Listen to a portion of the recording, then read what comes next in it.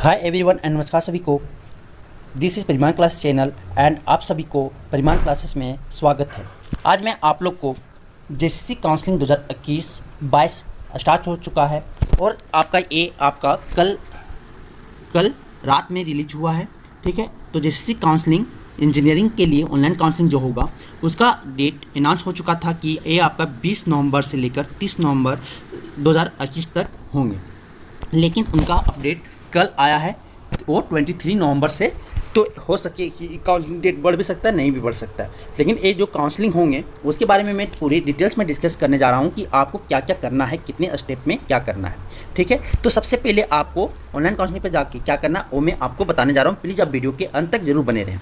तो चलिए मैं बताता हूँ कि जैसे भी आपको ये तो वेब पेज खुलेगा jcb.jharkhand.gov.in पे आप क्रोम या किसी भी ब्राउज़र पे जाके खोलोगे तो ये आपका वेब पेज एक खुलेगा। उसके बाद आपको जाना है कहाँ पे, देखिए online counselling for admission in engineering 2021 पे आपको क्या करना है, क्लिक करना है। ठीक है, उस पर आपको क्लिक करना है। क्लिक करने के बाद देखिए आपका यहाँ से आप देख सकते हैं seat matrix of engineering courses session 2021-22, उस पर मैं वीडियो भी बनाया हूँ। ठीक है, वो आप देख सकते हैं कि कैसे क्या अवेलेबल है, किस कॉलेज में कितने सीट्स अवेलेबल है, या आप यहाँ पे PDF आप देख सकते हो। उसके बाद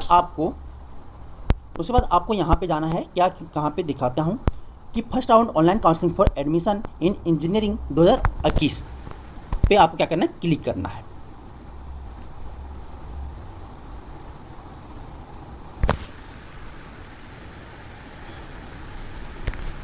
क्लिक करने के बाद आपको कोई भी दिक्कत हो तो ये आप देखिए हेल्पलाइन नंबर जो दिए हुए हैं, ये हेल्पलाइन नंबर पे आप कॉल कर सकते हो Monday to Saturday 10 AM to 6 PM तक, या उस पर jcbonline@gmail.com पे आप क्या कर सकते हो, मेल कर सकते हैं कोई भी प्रॉब्लम होने पे। ठीक है, तो important instructions for candidate before applying online counselling, ये क्या हो, regular engineering keep the following items in your hand before applying. Email ID जो आप दिए थे, आप एप्लीकेशन फॉर्म भरे होंगे उस समय ईमेल ID दिए होंगे, मोबाइल नंबर दिए होंगे, और क्रेडिट कार्ड या debit card, net banking, UPI जो है आपके पास, ये आपको 3 चीज़ रख लेना है काउंसलिंग करने से पहले। ठीक है, उसके बाद आपको क्या करना है, student can get user name and password from this link. ये लिंक से आप क्या कर सकते हो, प्राप्त कर सकते हैं आप यूजर नेम और पासवर्ड। ठीक है, यूजर नेम और पासवर्ड यहाँ। ठीक है, उसके बाद क्या करना है, इस पर आप क्लिक करोगे। क्लिक जैसे करोगे gate user name and password, inter आपका जो एप्लीकेशन नंबर बना होगा जिससी का, वो एप्लीकेशन नंबर यहाँ पे फिल करोगे। उसके बाद enter your date of birth, जो आपका डेट ऑफ बर्थ है यहाँ इंटर करोगे। सर्च करोगे तो user name and password will be send to your registered email ID and mobile number. ठीक है, तो ये आपका कहाँ, यूजर नेम और पासवर्ड जैसे ही सर्च करोगे कहाँ पे भेज दिया जाएगा, user name and password will be send to your registered email ID और मोबाइल नंबर पे ये आपका भेज दिया जाएगा। उसके बाद आप यहाँ से क्या करना है, बैक जाना है। आज उसी पे साइन करना मैं दिखाता हूँ। यहाँ पे देखो साइन इन पे, तो साइन इन पे जाओगे, लॉगिन, ईमेल ID और पासवर्ड, जो आपको ये यूज़र नेम और पासवर्ड गया होगा।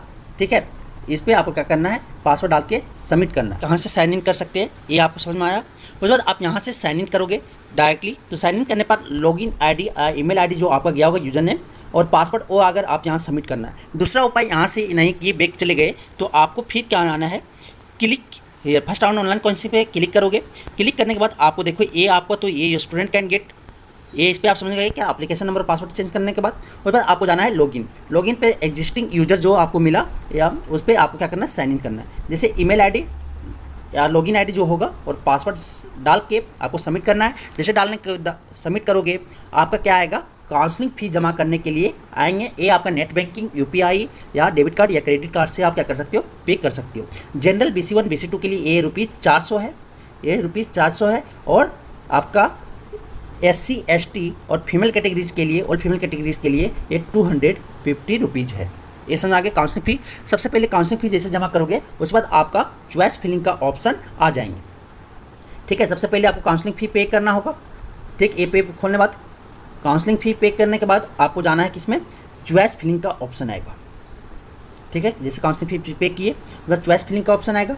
चॉइस फिलिंग के बाद आपका क्या आएगा, ऑटो लॉक का सिस्टम तो नहीं, एक खुद ऑटो लॉक होंगे, आपको ऑटो लॉक करने की जरूरत नहीं, और लास्ट में खुद वो क्या हो जाएंगे, लॉक हो जाएंगे। ठीक है, तो मैं आपको बता रहा हूँ कि कैसे चॉइस फिलिंग करोगे। तो फी पेमेंट करने के बाद आप BRT सिंदरी, सारा स्टूडेंट BRT सिंदरी अगर मिले या ना मिले, लग साथ दे तो BRT सिंदरी को सब सारा ब्रांच डाल लोगे। जैसे मैकेनिकल सबसे पहले CSC ब्रांच अच्छा लग रहा है और चूज कर लिए, उसके बाद मैकेनिकल किए, उसके बाद इलेक्ट्रिकल किए, उसके बाद EC किए, उसके बाद IT किए, उसी तरह 10 ब्रांच उसका चूज कर लेंगे। करने के बाद उसके बाद हम नेक्स्ट कॉलेज यूसेट हजारीबाग अच्छा लगा तो यूसेट हजारीबाग का अगर मैकेनिकल सिर्फ अच्छा लगा तो मैकेनिकल इंजीनियरिंग डाल दिए। उसके बाद दुमका इंजीनियरिंग कॉलेज में फ्री सीट हमको चाहिए तो दुमका इंजीनियरिंग कॉलेज का फ्री सीट का मैकेनिकल है तो मैकेनिकल, इलेक्ट्रिकल है इलेक्ट्रिकल चूज कर लिए, ठीक है। उसी तरह रामगढ़ इंजीनियरिंग कॉलेज, उसके बाद सोवन आपको चूज करना है। तो ये आपको समझ में आया होगा। किन्हीं को किसी तरह का कोई भी डाउट हो तो बेझिझक आप कमेंट करके पूछ सकते हो। Seat matrix of government and private engineering college of Jharkhand academic year 2021-22 के बारे में बताने जा रहा हूँ, जो JCC काउंसलिंग करवाएगी इस बार। तो सीट अवेलेबल किस कॉलेज में, झारखंड के जितने भी इंजीनियरिंग कॉलेज हैं, गवर्नमेंट हो, प्राइवेट हो, ट्रिपल मोड कॉलेज हो, ट्रिपल मोड कॉलेज हो, ठीक है, उसमें कितने सीट अवेलेबल हैं वो मैं आपको कैटेगरी वाइज बताने जा रहा हूँ और ब्रांच वाइज बताने जा रहा हूँ। आप प्लीज़ वीडियो के अंत तक जरूर बने रहें, ठीक है। तो और टोटल सीट्स कितने अवेलेबल हैं BIT सिंदरी में, यूसेट हजारीबाग में, और टोटल कितने इस बार काउंसलिंग होंगे। तो टोटल इस बार आपका 14+3 17 कॉलेज की काउंसलिंग JCC के थ्रू होगा, जो JEE मेंस के बेसिस पे JCC ने अपनी रैंक तैयार किए थे JCC का, अब उसका काउंसलिंग स्टार्ट होने जा रहा है, हो गया है। और उससे पहले मैं आपको BIT सिंदरी का जितने भी झारखंड इंजीनियरिंग कॉलेज जैसे BIT Sindri, UCET Hazaribagh, Dumka engineering college, सारे का सीट अवेलेबल कितने हैं, ठीक है, कितने अवेलेबल सीट हैं, ठीक है, वो मैं बताने जा रहा हूँ कि कितने कैटेगरी वाइज सीट्स हैं। तो सबसे पहले मैं BIT सिंदरी का स्टार्ट करता हूँ। BIT सिंदरी का टोटल सीट्स आप देख रहे होंगे कितना है, 680 है। AICT अप्रूव्ड सीट्स जो है 680 है, लेकिन EWS plus SMQ plus seat under TFW ये तीनों को जोड़ोगे तो प्लस कितना 112 सीट्स, ये दोनों को मिला दोगे तो कितना टोटल सीट्स BIT सिंदरी में आपका 792 सीट्स अवेलेबल हैं। तो ब्रांच वाइज आपका टोटल ब्रांच कितना है BIT सिंदरी में, 10 ब्रांच है। Chemical engineering, civil engineering, CSC, electrical engineering, EC, electronics and communication engineering, information and technology, mechanical engineering, metallurgical engineering, mining engineering and production engineering का branch change हो चुका है, ये भी एक आपका प्लस पॉइंट है। PI हो गया है, प्रोडक्शन एंड इंडस्ट्रियल इंजीनियरिंग। अब BIT सिंदरी में ये ब्रांच नेम को चेंज कर दिया गया है, ठीक है। AICT के द्वारा क्या गया, P&I इंजीनियरिंग हो गया है, ठीक है, प्रोडक्शन एंड इंडस्ट्रियल इंजीनियरिंग हो गया, ठीक। तो इतने टोटल सब 10 ब्रांच मिला के टोटल कैटेगरी वाइज और जितना टोटल सीट्स कितने हैं 792 सीट है। AICT के द्वारा कितना 680 एंड 112, EWS SMQ TFW को मिलाकर 112, और ये टोटल जब करोगे तो कितना आ जाएगा 792 सीट टोटल अवेलेबल है। तो आप ब्रांच वाइज देख सकते हैं, ठीक है। 91 ब्रांच में सिविल इंजीनियरिंग 98 प्लस ए जोड़ते जाओ, ये समझ आ गया। उसके बाद अब क्या करना है कि ST में आपका टोटल सीट्स कितने हैं, प्रीमिटिव और ये अदर ST मिला के 177 है।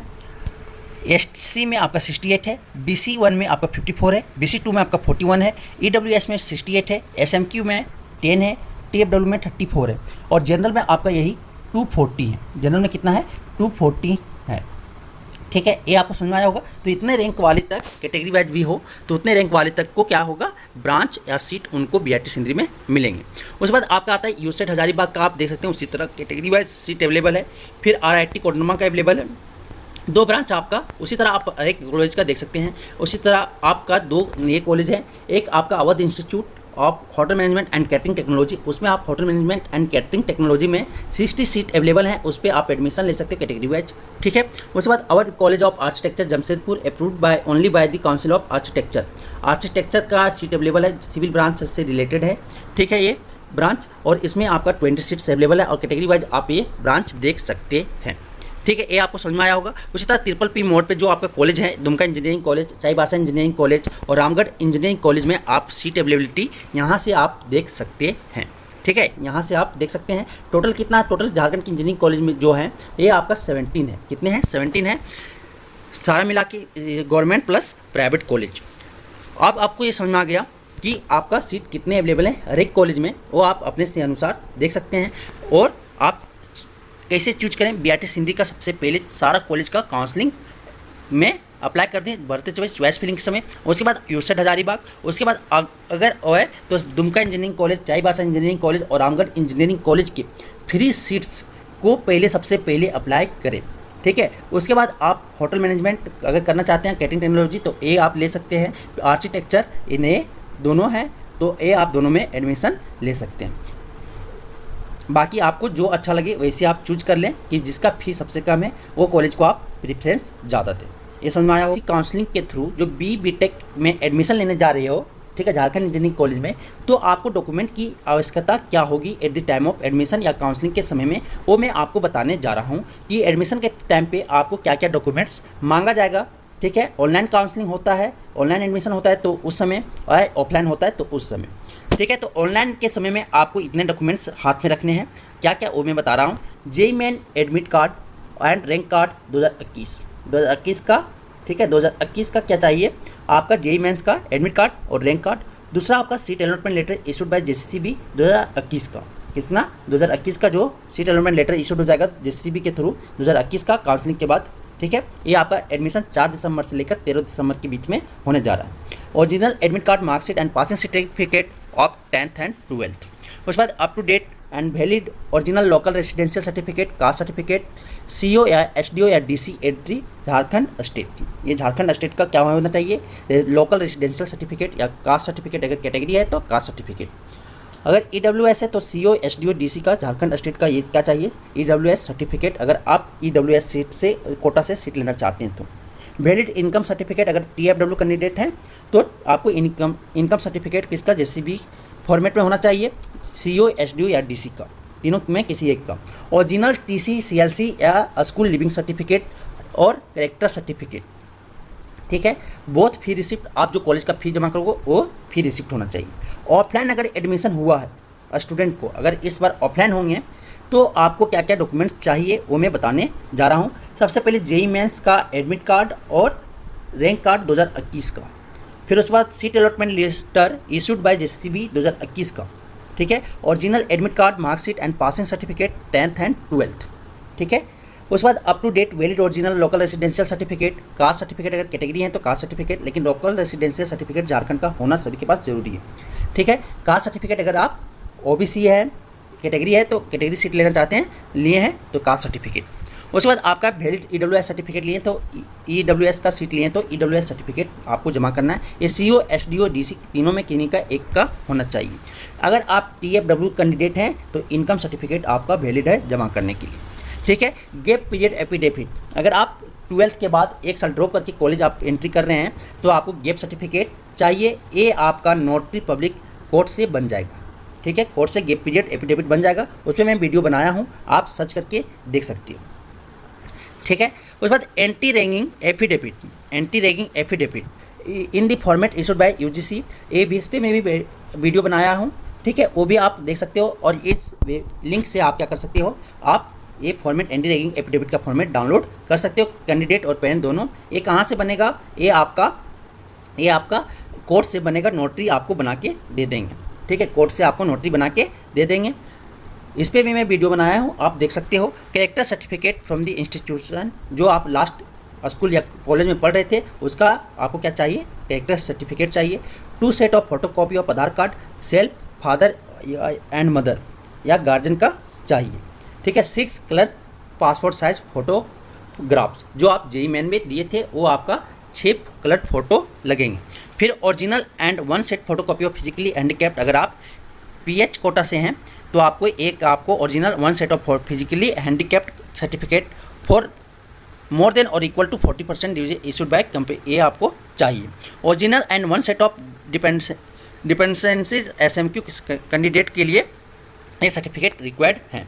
Any other document demanded at the time of admission if needed. Medical examination of the candidate will be done in दी, एक बहुत जगह क्या होगा, इंस्टीट्यूट में करा लिया जाता है, या बहुत जगह आपको मेडिकल सर्टिफिकेट बना के लेके जाना होता है कि वो मेडिकली फिट है उस कोर्स को करने के लिए, वो आपको कोई भी रजिस्टर्ड डॉक्टर बना के दे देंगे। ठीक है, उसके बाद please keep scan copy of all original documents, और आपको क्या करना है कि एक स्कैन कॉपी आपको फ्यूचर के लिए यूज के लिए आपको रख लेना है। ठीक है, सारा डॉक्यूमेंट्स, क्योंकि ये आपका जितने भी डॉक्यूमेंट्स है एक कॉलेज आपको जमा ले लेगी कुछ दिन के लिए, 1 या 2 साल के लिए, तो इसीलिए बोला गया कि आप एक कॉपी को आप अपने अच्छे से स्कैन करके रख लें फ्यूचर की यूज के लिए। ये आपको समझ में आया होगा। किन्हीं को किसी तरह का कोई भी डाउट हो सर्टिफिकेट के रिलेटेड या डॉक्यूमेंट के related eight the time of admission, वो बेहिचक आप कमेंट करके पूछ सकते हो, मैं बताने का हेल्प ज़रूर करने की कोशिश करूँगा।